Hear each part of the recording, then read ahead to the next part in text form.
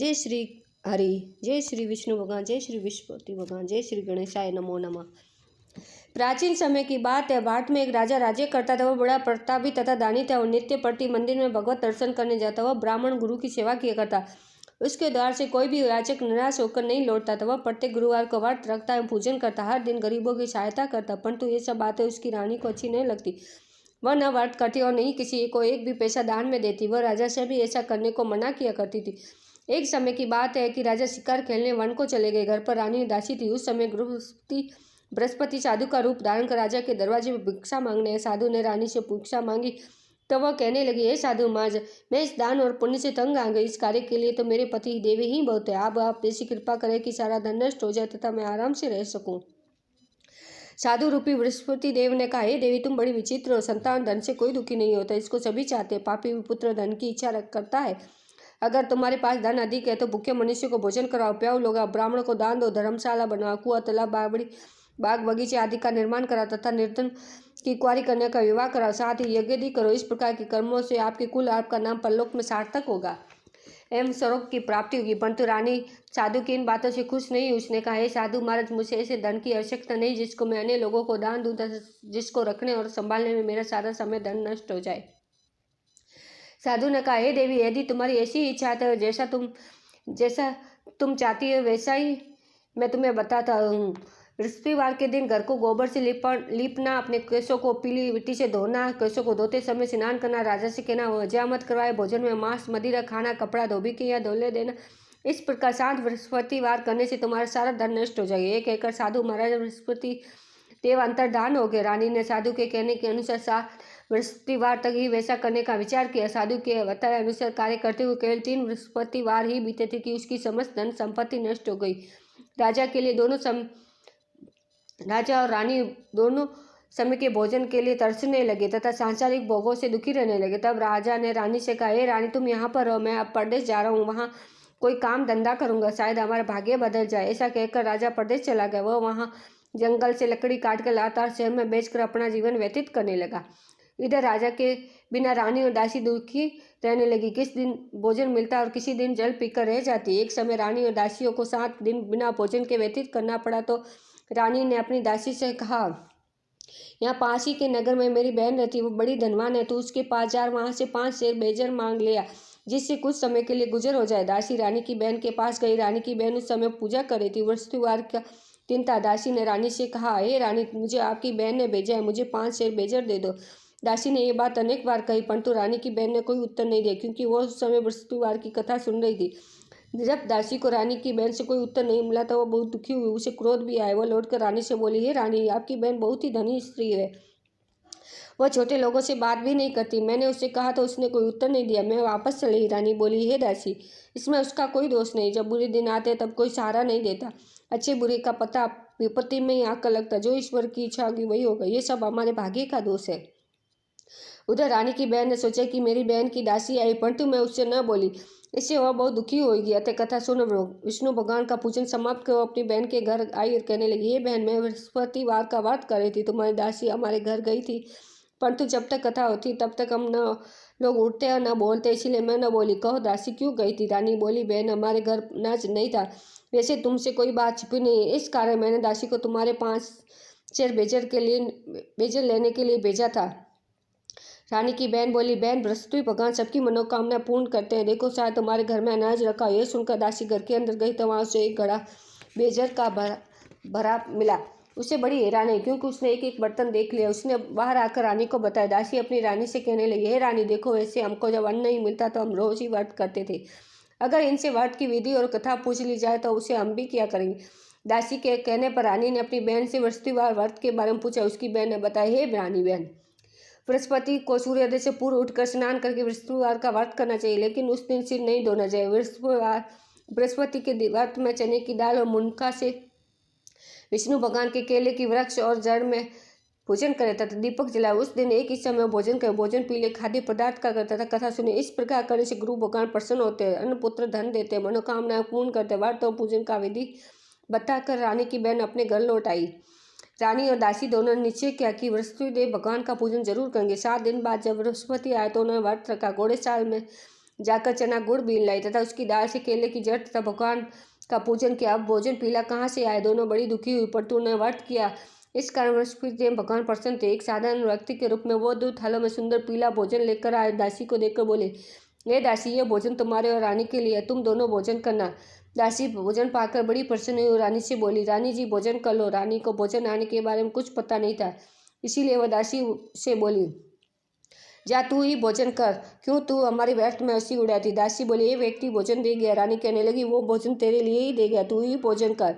दासी ने कहा, वो व्यक्ति हम दोनों को 2 थालों में भोजन दे गया, इसीलिए मैं और आप दोनों ही साथ साथ भोजन करेंगे। दोनों ने गुरु भगवान को नमस्कार कर भोजन प्रारंभ किया।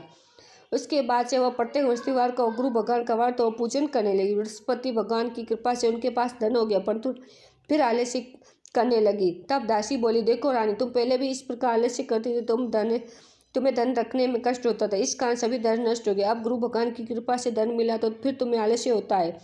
बड़ी मुसीबतों के बाद हमने ये धन पाया, इसलिए हमें दान पुण्य करना चाहिए। तुम भूखे मनुष्यों को भोजन करवाओ, प्याओ, लगाओ, ब्राह्मण को दान दो, कुआं, तालाब, बावड़ी आदि का निर्माण कराओ, मंदिर पाठशाला बनाकर दान दो, कुंवारी कन्या का विवाह करो, धन को शुभ कर्मों में खर्च करो, जिससे तुम्हारे कुल का यश बढ़े, तो श्लोक प्राप्त हो, पितृ प्रसन्न। दासी की बात मानकर दानी ने इसी प्रकार के कर्म करने आरंभ किए, जिसको उनका काफी यश फैलने लगा। बोलो बृहस्पति भगवान की जय। एक दिन रानी और दासी आपस में विचार करने लगी, न जाने राजा किस दिशा में होंगे, उनकी कोई खोज खबर नहीं। गुरु भगवान प्रार्थना की। भगवान ने रात्रि में राजा को सपनों में कहा, हे राजा, उठ, तेरी रानी तुझको याद करती है, अब अपने देश को लौट जा।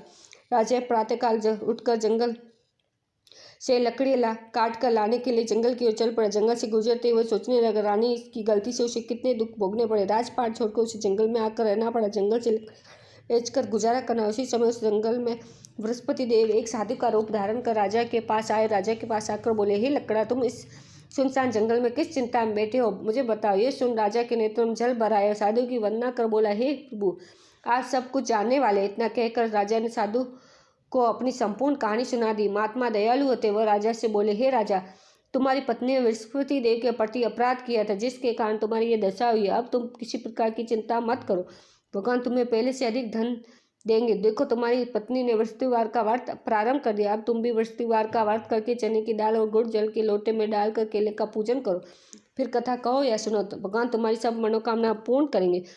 जय श्री विष्णु। साधु को प्रसन्न देकर राजा बोले, हे प्रभु, मुझे लकड़ी बेचकर इतना पैसा नहीं बचता जिससे भोजन करने के उपरांत कुछ बचा सकूं। मैंने रात्रि में अपनी रानी को व्याकुल देखकर, मेरे पास कोई साधन नहीं जिससे उसका समाचार जान सकूं, फिर मैं बृहस्पति देव की कहानी क्या कहूँ, मुझको तो कुछ भी मालूम नहीं। साधु ने कहा, हे राजा, तुम किसी बात की चिंता मत कर, बृहस्पतिवार के दिन तुम रोजाने की तरह लकड़ियाँ लेकर शहर में जाओ, तुम्हें रोज से दूना धन प्राप्त, जिससे तुम भली भांति भोजन कर लोगे तथा बृहस्पतिवार की पूजा का सामान भी आ जाएगा। बृहस्पति देव की कथा इस प्रकार है। बोलो बृहस्पति भगवान की जय।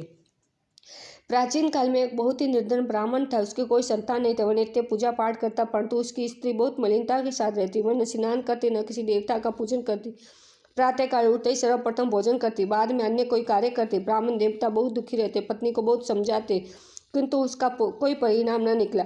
भगवान की कृपा से ब्राह्मण की स्त्री को कन्या उत्पन्न हुई। वह कन्या अपने पिता के घर में बड़ी होने लगी। वह बालिका प्रातः स्नान करके भगवान विष्णु का जप करती। वह बचपन से ही बृहस्पतिवार का व्रत भी करने लगी। पूजा पाठ समाप्त कर स्कूल जाते समय अपनी मुट्ठी में जौ भरकर ले जाती और पाठशाला के जाने के मार्ग में डालती जाती।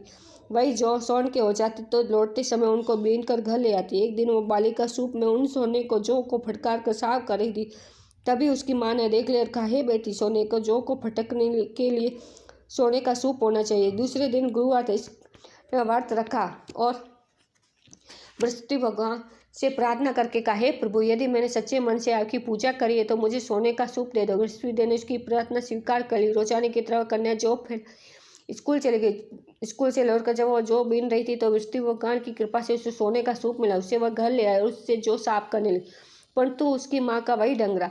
एक दिन की बात है, वह कन्या सोने के सूप में जौ साफ करी थी। उस समय उस नगर का राजकुमार वहां से होकर निकला। इस कन्या के रूप और सोने के सूप में जो उसको साफ करते देखकर वह कन्या पर मोहित हो गया। राजमहल आकर वो भोजन तथा जल त्याग कर उदास होकर लेट गया। राजा को जब राजकुमार दौरान जल त्यागने का समाचार ज्ञात हुआ तो अपने मंत्रियों के साथ अपने पुत्र के पास गए। बोले, हे पुत्र, तुम किस बात का कष्ट है? किसी ने अपमान किया अथवा कोई और कारण? मुझे बताओ। मैं वही करूँगा जिससे तुम्हें प्रसन्नता हो। राजकुमार ने अपने पिता की बातें सुनी तो वो बोला, मुझे कि आपकी कृपा से किसी प्रकार का दुख नहीं, किसी ने मेरा अपमान नहीं किया, परंतु मैं उस लड़की के साथ विवाह करना चाहता हूँ जो सोने के सूप में जो साफ करी थी। हे सुन, राजा आश्चर्य में पड़ गया और बोला, हे बेटा, इस तरह की कन्या का पता तुम ही लगा, मैं उसके साथ तुम्हारा विवाह अवश्य करवा दूंगा। राजकुमार ने राजा को उस लड़की का घर का पता बतलाया। मंत्री उस लड़की के घर गया और राजा का आदेश ब्राह्मण को सुनाया। कुछ दिन बाद ब्राह्मण की कन्या का विवाह राजकुमार से के साथ संपन्न हो गया। कन्या के घर से जाते ही उस ब्राह्मण देवता के घर में पहले की भांति गरीबी का निवास हो गया। अब भोजन के लिए भी अन्न बड़ी मुश्किल से मिलता। एक दिन दुखी होकर ब्राह्मण अपनी पुत्री से मिलने गए। बेटी ने पिता की दुख की अवस्था को देखा और अपनी माँ का पूछा। ब्राह्मण ने सभी हाल का। कन्या ने बहुत सा धन देकर अपने पिता को विदा किया। इस तरह ब्राह्मण का कुछ समय सुखपूर्वक व्यतीत हुआ, लेकिन कुछ दिन बाद फिर वह हाल हुआ। ब्राह्मण फिर अपनी कन्या के यहाँ गए। सभी हाल का तो पुत्री बोली, हे पिताजी, आप माताजी को यहाँ लिवा लाओ, मैं उन्हें वह विधि बता दूंगी जिससे गरीबी दूर हो जाएगी। ब्राह्मण देवता अपनी स्त्री को साथ लेकर अपनी पुत्री के राजमहल पहुंचे तो पुत्री अपनी माँ को समझाने लगी, हे माँ, तुम उठकर प्रथम स्नादि करके भगवान विष्णु का पूजन करो तो सब दरिद्रता दूर हो जाएगी। परंतु उसकी माँ ने उसकी एक बात नहीं मानी। वह प्रातःकाल उठकर अपनी पुत्री का बच्चा जूठन खा लेती। एक दिन उसकी पुत्री को बहुत गुस्सा आया। उसने एक रात एक कोठरी से सारा सामान निकाल दिया और अपनी माँ को उसमें बंद कर दिया। प्रातः उसमें से उसे निकाला था, स्नान आदि करा के पूजा पाठ करवाया तो उसकी माँ की बुद्धि ठीक हो गई। इसके बाद वह नियम से पूजा पाठ करती हुई प्रत्येक बृहस्पतिवार को व्रत करने लगी। इस बात के प्रभाव से उसकी माँ भी बहुत धनवान हो गई। बृहस्पति देवता के प्रभाव से सुख हो गई। वह ब्राह्मण भी सुखपूर्वक इस लोक का सुख भोग कर स्वर्ग को प्राप्त हुआ। इस तरह कहानी कहकर साधु देवता वहाँ से लोप हो गए। धीरे धीरे समय व्यतीत होने पर फिर बृहस्पति का दिन आया। राजा जंगल से लकड़ी काटकर किसी शहर में बेचने गया। उस दिन से उसे और दिन से अधिक धन पैसा मिला। राजा ने चना गुड़ आदि लाकर बृहस्पतिवार का व्रत किया। उस दिन से उसके सभी कष्ट दूर हुए। परंतु जब अगला गुरुवार का दिन आया तो वह बृहस्पतिवार का व्रत करना भूल गए। इस कारण बृहस्पति भगवान नाराज हो गए। उस दिन उस नगर के राजा ने विशाल यज्ञ का आयोजन किया तथा अपने समस्त राज्य में घोषणा करा दी, कोई भी मनुष्य अपने घर भोजन न बनाए तथा आग भी न जलाए। समस्त लोग मेरे यहाँ भोजन करने आए। इस आज्ञा को जो न मानेगा उसको फांसी की सजा दी जाएगी। राजा की आज्ञा अनुसार राज्य के सभी राशि राजा के भोज में सम्मिलित हुए, लेकिन लकड़हारा कुछ देर से पहुंचा, इसीलिए राजा उसको अपने साथ महल में ले गए। जब राजा लकड़हारे को करा रहे थे तो रानी की दृष्टि उस खूंटी पर पड़ी जिस पर उसका लटका हुआ था। उसे हार खूंटी पर लटका दिखाई नहीं दिया।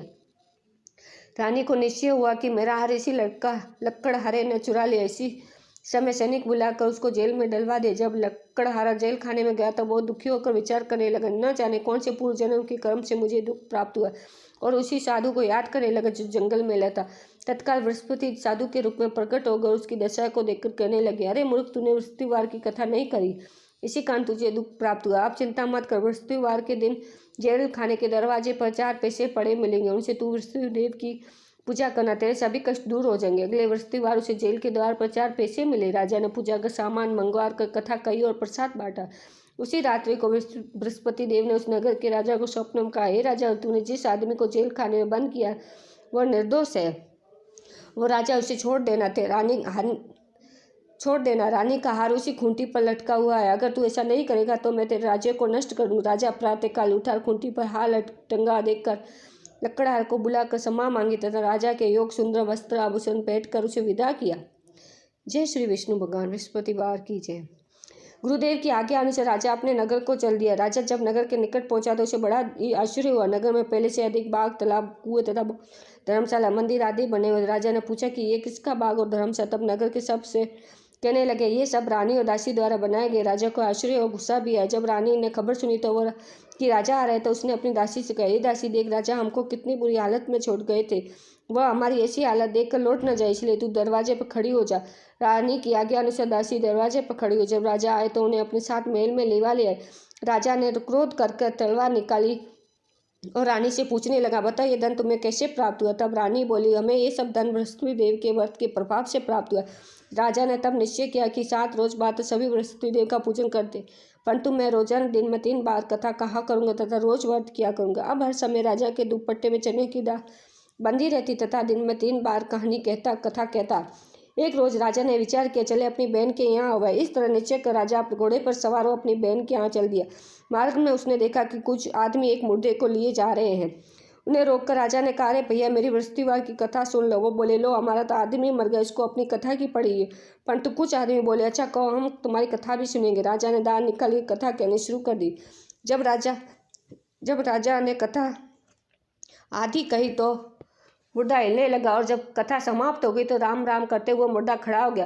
राजा आगे बढ़ा, उसे चलते चलते शाम हो गई। आगे मार्ग में उसे किसान खेत में हल चलाता मिला। राजा उससे बोला, अरे भैया तुम मेरी बृहस्पतिवार की कथा सुन लो। किसान बोला, जब तक मैं तेरी कथा सुनूंगा तब तक 4 हरिया जोत लूंगा। जा अपनी कथा किसी और को सुनाना, आगे सुनाना। राजा आगे चलने लगा। राजा के हटते ही बैल पछाड़ खाकर गिर गए तथा किसान के पेट में बहुत जोर से दर्द होने लगा। उसी समय किसान की पत्नी रोटी लेकर आई। उसने जब ये देखा तो उसने पुत्र से सब हाल पूछा। बेटे ने सभी हाल बता दिया। बुढ़िया दौड़ी दौड़ी उस घोड़े सवार के पास और उसे बोली, मैं तेरी कथा सुनूंगी, तू अपनी कथा मेरे खेत पर चलकर कहना। राजा ने लौटकर बुढ़िया के खेत पर जाकर कथा कही, जिसकी सुनते ही बैल खड़े हो गए तथा किसान के पेट का दर्द बंद हो गया। राजा अपनी बहन के घर पहुंच गया। बहन ने भाई की खूब मेहमानी की। दूसरे रोज प्रातःकाल राजा जगा तो वह देखने लगा कि सब लोग भोजन कर रहे। राजा ने अपनी बहन से जब पूछा कि ऐसा कोई मनुष्य है जिसने भोजन नहीं किया तो मेरी बृहस्पतिवार की कथा सुन ले। तो बहन बोली, ले हे भैया, ये देश ऐसा ही है, पहले यहाँ के लोग भोजन करते हैं, बाद में अन्य काम करते हैं, अगर पड़ोस में कोई हो तो देख आती हूँ। ऐसा कहकर वह बहन देखने चली गई, परंतु उसे कोई भी ऐसा व्यक्ति नहीं मिला जिसने भोजन न किया। वह एक कुम्हार के घर गई जिसका लड़का बीमार था। उसे मालूम हुआ कि उनके यहाँ 3 दिन से किसी ने भोजन नहीं किया। रानी ने अपने भाई की कथा सुनने के लिए कुम्हार से कहा। वह तैयार हो गया। राजा ने वहां जाकर बृहस्पतिवार की कथा कही, जिसको सुनकर उसका लड़का ठीक हो गया। अब तो राजा की प्रशंसा होने लगी। एक दिन राजा ने अपनी बहन से कहा, हे बहन, मैं अपने घर जाऊंगा, तुम भी तैयार हो जा।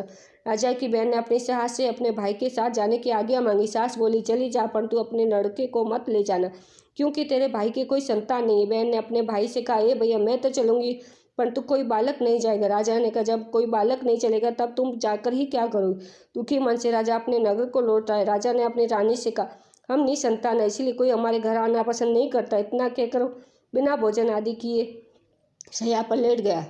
रानी बोली, हे प्रभु, बृहस्पति देव ने हमें सब कुछ दिया, हमें संतान भी अवश्य देंगे। उसी रात बृहस्पति ने राजा को सपने में कहा, हे राजा, उठ, सभी सोच त्याग दे, तेरी रानी गर्भवती। राजा को ये जानकर बड़ी प्रसन्नता हुई। 9वें महीने रानी के गर्भ से एक सुंदर पुत्र पैदा हुआ। जब राजा की बहन ने शुभ समाचार सुना था, वो बहुत खुश हुई था बधाई लेकर अपने भाई के वहाँ आई। तभी रानी ने कहा, घोड़ा चढ़कर नहीं आई, गधा चढ़ी है। राजा की बहन बोली, भाई, मैं इस प्रकार न कहती तो तुम्हें औलाद कैसे मिलती। बृहस्पति देव ऐसे ही जिसके मन में जो कामनाएं रहती सभी को पूर्ण कर। जो सद्भावना पूर्वक बृहस्पतिवार का व्रत करता है, पढ़ता है, सुनता है और दूसरों को सुनाता है, बृहस्पति देव इसकी सभी मनोकामना